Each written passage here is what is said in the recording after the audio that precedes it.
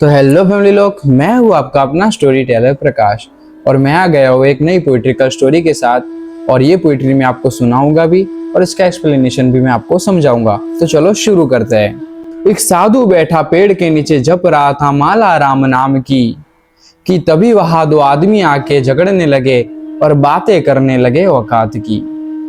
कि एक साधु पेड़ के नीचे बैठे बैठे माला जप रहा था राम नाम की, कि वो राम राम राम राम राम राम की माला जप रहा था पेड़ के नीचे बैठे बैठे, कि तभी वहां दो आदमी आते हैं और झगड़ने लगते हैं कि मेरा रुतबा इतना है, मेरा नाम इतना बड़ा है, मेरे पास इतने पैसे, ऐसे ऐसे करके वो औकात की बातें करने लगते हैं। यहाँ पर हमारी पहली लाइन खत्म होती है। अभी आगे बढ़ते हैं। तो साधु समझ गया इस माया जाल को और उसने शांति से उनकी बात सुनी और थोड़ी देर में उठ के उनके पास गया, क्योंकि वो था माया जाल से एक मुक्त मुनि। तो साधु वहां बैठे बैठे उनकी बात सुनता है और उसको तो पता ही है कि ये जो औकात, अहंकार और ये सब जो बातें हैं वो एक माया जाल है। और वो देख रहा था कि वो कैसे माया जाल की बातें कर रहा है और वो समझ गया है कि ये सब तो एक माया जाल है।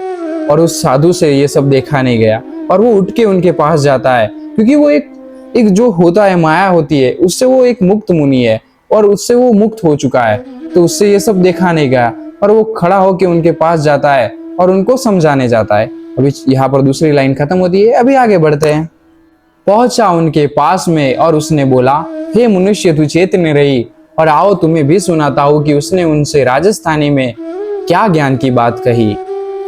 और वो उठ के उनके पास जाता है और बोलता है, हे मनुष्य, तू चेतने रही। ये है जो एक राजस्थानी शब्द है जिसका अर्थ होता है, हे मनुष्य, तुम सतर्क रहना। इसका अर्थ ये होता है।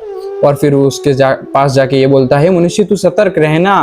और बाद में आगे क्या होता है और उनसे वो राजस्थानी में क्या क्या ज्ञान की बात करता है वो आपको आगे पता चलेगी। तो यहाँ पर हमारी तीसरी लाइन भी खत्म होती है। अभी आगे बढ़ते हैं।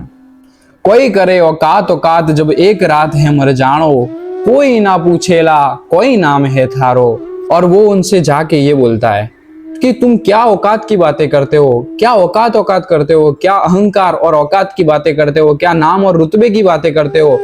और कोई नहीं पूछने वाला आपसे आपका नाम कोई नहीं पूछने वाला, आपकी औकात, आपका अहंकार वो कोई नहीं देखने वाला, आपके पास कितने पैसे वो कोई भी नहीं देखने वाला, और आपके नाम के बारे में भी कोई नहीं पूछने वाला। और ये क्या है और ये कौन नहीं पूछने वाला वो आगे हमको पता चलेगा। तो चलो आगे बढ़ते हैं। यहाँ पर हमारी चौथी लाइन खत्म होती है। अभी आगे बढ़ते हैं। ऊपर वाड़ो तो सिर्फ देखेला, थोड़ा कर्म और कामरो ढाड़ो, अने राम नामरी जपले माड़ा, अने खोल ले मुक्ति ताड़ो।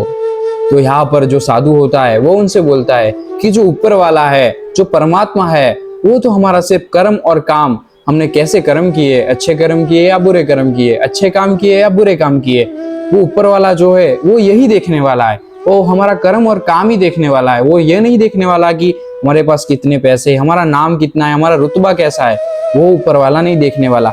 वो सिर्फ देखेगा तो हमारा कर्म और काम ही देखेगा। और यहाँ पर साधु बोलते हैं कि मोह माया का चक्कर छोड़ो और आप राम नाम की माला जपो, और राम नाम की माला जप के आप अपने मुक्ति द्वार का ताला खोलो। जो आपका मुक्ति द्वार का ताला इतना अरसों से जो बंद है वो खोलो आपका ताला। ऐसे साधु उनको समझाता है। और यहाँ पर हमारी पांचवी लाइन खत्म होती है। अभी आगे बढ़ते हैं। कहे साधु सुनो मारा भायो, अब तो केवल अण जीवन में हरि नाम गुण गाणो, अन कब तक भटके अन माया जाल में, थारे कोई थारा घर को नहीं है जानो। तो यहाँ पर साधु कहते हैं, सुनो मेरे भाइयों, अब तो ये जो जीवन है, अब ये जो जीवन मिला है हमें, अब तो इस जीवन में हमें सिर्फ हरि नाम का गुण गाना है। और कब तक इस माया जाल में आप भटकते रहोगे, इस माया जाल में चक्कर काटते रहोगे, इस 84 लाख योनि में आप चक्कर काटते रहोगे। क्या आपको आपके घर नहीं जाना? मतलब यहाँ पर जो आपका घर का मतलब है कि जो परमात्मा का घर है, परमात्मा जो है उसमें आपको लीन नहीं होना है, उसके पास आपको नहीं जाना है, और जहां से आप आए हो वहां आपको वापस नहीं जाना है। तो इतना सुनते ही दोनों के अंदर खामोशी सी छा गई और उनके अंदर घर कर कर बैठी नकारात्मक ऊर्जा उनसे दूर भाग गई। और साधु के जो वचन है और जो बोली है वो सुन के उन दोनों के अंदर एक खामोशी सी छा गई, क्योंकि साधु यहाँ पर जानकार थे और उन्होंने बहुत सालों से तपश्चर्या की थी और उनकी बातें उनको असर कर रही थी, और उनको परमात्मा का ज्ञान था और वो परमात्मा में लीन थे, इसीलिए वो उनको समझाते और उनके अंदर पूरी बात चली जाती है। और वो वहां पर एकदम शांत हो जाते हैं।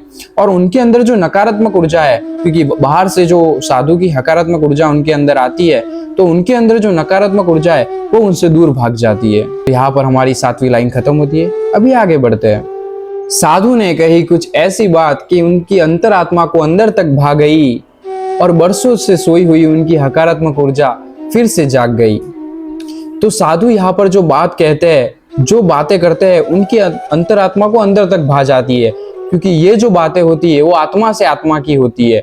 तो आत्मा के आत्मा से बात होने के कारण उनकी अंतरात्मा को ये सब बातें अच्छे लगने लगती है और उनके अंदर जो सकारात्मक ऊर्जा है, जो बरसों तक सोई हुई थी, वो सकारात्मक ऊर्जा फिर से जाग जाती है।